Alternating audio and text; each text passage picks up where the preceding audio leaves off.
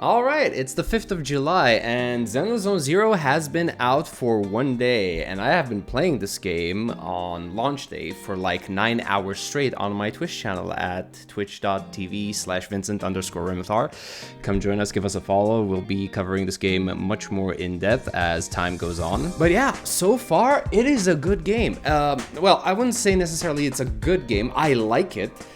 It's decent. I would say that my overall experience has been pretty decent with this game. I am not encountering that many problems. I'm having fun with the game so far. But I've seen that most people in the community aren't really pleased with what's going on. And I have to ask, reading some of the comments that I've seen on forums or whatnot, what was the community expecting exactly? Were you expecting some absolute banger that's going to blow every other gacha game out of the water? Because that's not how I've seen this game being marketed. We already knew that the game was gonna have a very limited world. It's not open world, it's like this instance-based areas that you're gonna move in and out of. It's basically just focused around very simple combat, but people are disappointed in this game, and I'm not sure why. I really don't understand what they were expecting. Like, the game isn't perfect. It has flaws, but it's not something that the community should be up in arms of and calling it a dogshit game. I would very easily give this game a 5 or a 6, and that is not the grading of a bad game. That is a pretty decent game. It's still an okay game to play and enjoy. Not really sure where all the hate is coming from. It's funny to me because I was basically expecting the community to absolutely love the hell out of this game because they love Genshin, they love Honkai Star Rail. I was expecting this to be loved as well.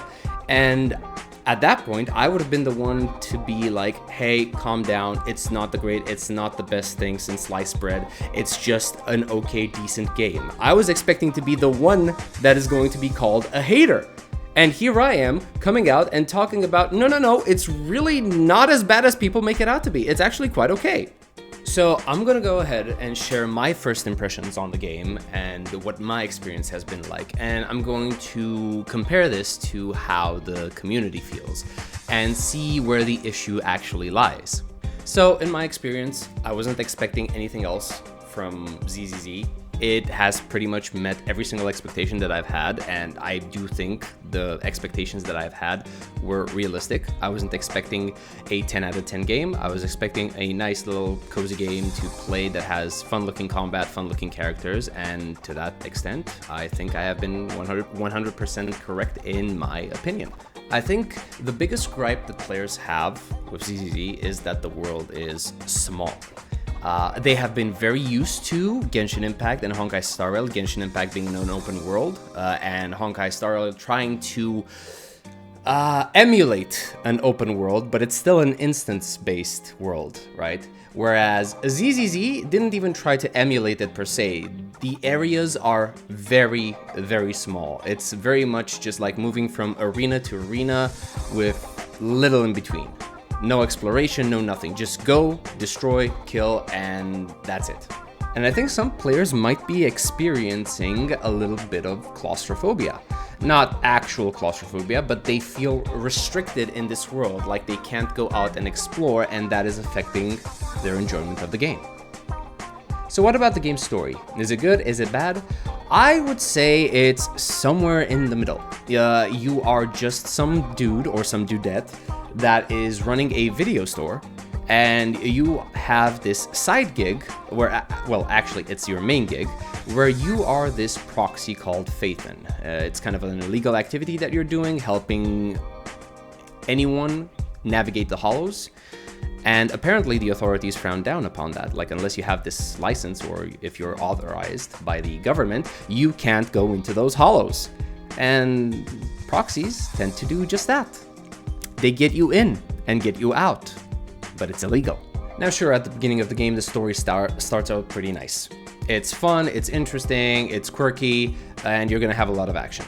But after you get past those few hours at the beginning, you're going to start to see the slow pacing of the game, where you have new characters being introduced, interactions with NPCs, so on and so forth. The pacing of the game after the first few hours are gonna be quite slow. Get ready for that, because if you're expecting non-stop action, then you're gonna be severely disappointed. So what's the style that this game is going for then? I think it's more of that feel-good style of life. You're gonna have like this slice of life story. It's lighthearted, it's fun, there's a lot of jokes going around, and even in those serious moments, you can't really see all that much of the tension. Like, yeah, there are some serious moments, but even in some situations that are serious, you're still gonna find like those lighthearted jokes in there. I mean, you seriously have some animations where the monsters just go and act stupid for no other reason than just comedic purpose. I'm thinking that people got too used to Hoyoverse's previous games, where you're either some sort of like mysterious traveler or literally the chosen of God. Now let's move on to the characters. So far, this game has a pretty diverse cast of characters. They all look good. They have unique styles, even within the same faction. Like, yeah, sure, the construction workers all have that a white overall that everyone wears as a uniform. But even then, a lot of the characters just like look very different, even with that white overall on them. Some of them wear it, normally. Some of it wear it like a cloak. Another one has it tied around its waist. It is interesting. The one gripe I have with the characters so far is like, please, can we have a bit more, like, can we have some more human men, please? We are reaching dangerous levels of waifus in this game. Like, I get it, it's a gacha game, and the entire point is like collecting the waifus and the husbandos, and I completely agree with that. That is perfectly fine. I want myself some waifus, don't get me wrong, but I do want to have the bros. I want to be able to like go into a fight and know like I can, like fist bump a guy and be like, hell yeah, we destroy these guys. We're gonna wreck them even further. Let's go. Nothing's gonna stop us. I kind of like that. I want to be able to also live the bromance in these gacha games, But yeah, please add more men, because we are reaching snowbreak level of waifus, okay? To the point where we're really close to not having any male characters anymore. Now, going on to combat. Combat is pretty fun in this game. It's easy, it's very easy, but it's fun, okay? My current experience of combat sits at around account level 22, so there's still a lot of stuff for me to unlock, characters to level up, weapons to level up, skills to unlock, so I have not yet gotten the complete experience. That's why this is just a first impressions video. The early levels are very easy. You're not going to have any trouble clearing them, especially if you level up your units and your weapons. Literally no issues whatsoever. Combat is fun. It feels good to play. I love the idea of being able to parry on demand.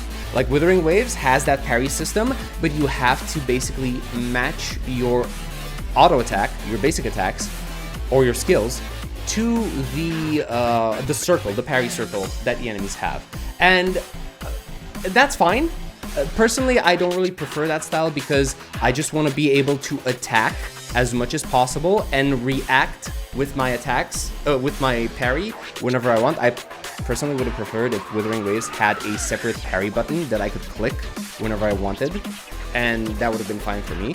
Hey, some other people just like the way it is right now, and I understand. I'm not advocating for any change. Go for it, enjoy the game. But personally, I like this style more. I have seen people complain about how the game forces you to switch characters whenever you trigger either a parry or the chain attacks. I don't mind this all that much because I would just do the switches, do the parries, and do the chain attacks without any issues. I would get the bonus damage out of those, which is very nice, by the way. Do not underestimate the amount of damage that you can do from switch parrying or from chain attacks, because it is a lot, and you are also invulnerable during those times. But once those skills are done, you can just manually switch. There's literally nothing stopping you from switching manually to the character that you want to play actively on the field, or actually doing the chain attacks in such a way that you end up being back on the character that you want to stay on the field with. But yeah, so far, game is fun. Combat is good. I like it. I am hoping it gets better, and I feel the game getting better in terms of combat and the enemies that I'm facing as I level up. But again, only account level 22, haven't experienced everything just yet. I am going to keep an eye out and see how this game evolves. HoYoZero, not much to say here. This is a game mode that is basically just the simulated universe from Honkai Star Rail. You go into the game, you get blessings, you encounter different either combat events or you know, these like story encounters that you can repeat multiple times, and you get blessings out of them. Blessings are going to affect how your characters play. You're gonna get buffs, whether it be like crit damage, or you're gonna make the ice characters gain some ice stacks that are gonna increase the amount of anomaly that is put on the enemy, or the amount of ice damage that you're gonna deal. So it's just like buffing your characters as you go through the HoYoZero mode, right?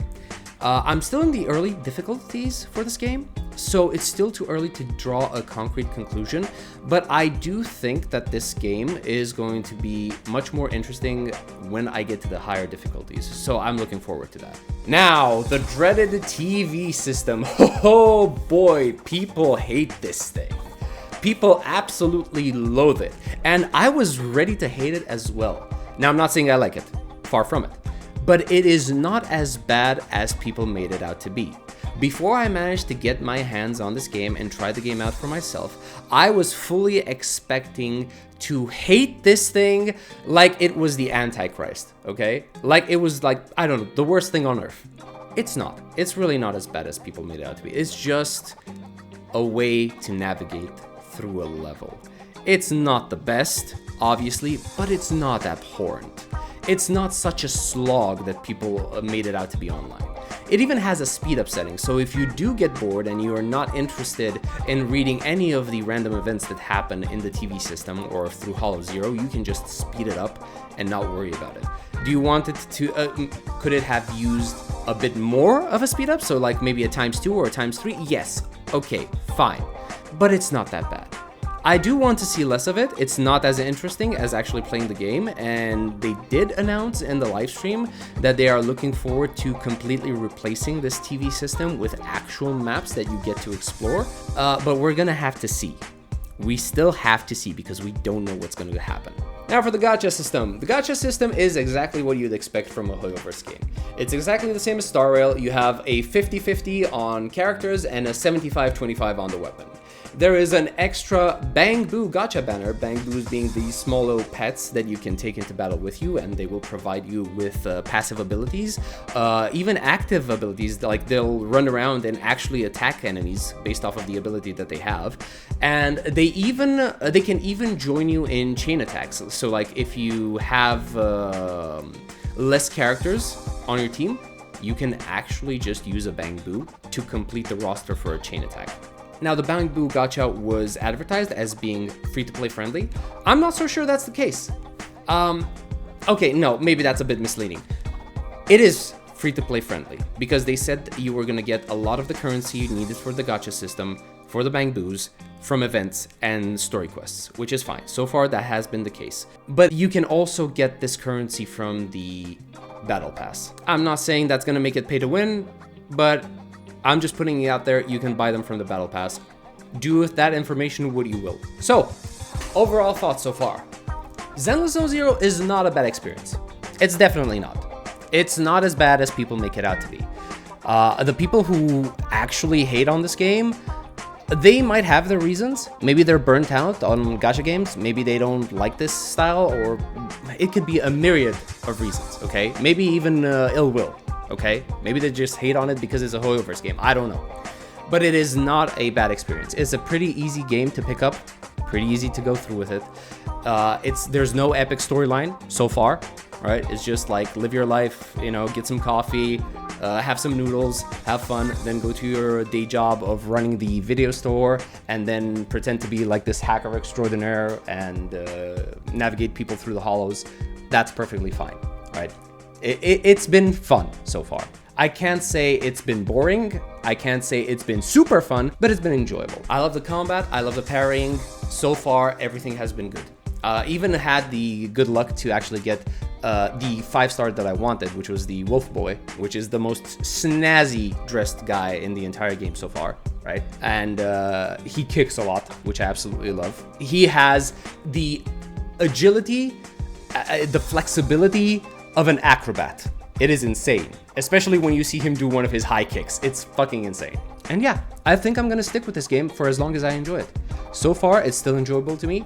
If it gets to a point where the game just becomes a slog and isn't enjoyable for me at all, I'm just gonna stop. But until then, I'm just gonna keep covering this game, and I'm gonna make videos on it because it seems like it's pretty fun. I'm not sure if I want to make guides. I'm not really the guide guy. I am just some guy that wants to find like the easiest way to clear a boss. If I'm gonna be able to like make my characters overpowered to such an extent that I just face roll any boss, that's the kind of guy I want to be. I'm not the one that just looks into the detail and goes like, this is good. This is gonna give me like a 20% extra damage if I build my character in this way. I'm not that kind of guy. I just go for like the path of least resistance. But that's gonna be it for me. I hope you enjoyed the video. If you liked it, please leave a like, comment, subscribe, all that good shit. I am going to now go and start my live stream because I still need to play a lot of this game and even watch the Genshin live stream. So come join us at twitch.tv/Vyncent_Remethar, and I will see you there and in the next video. So until then, have a good one.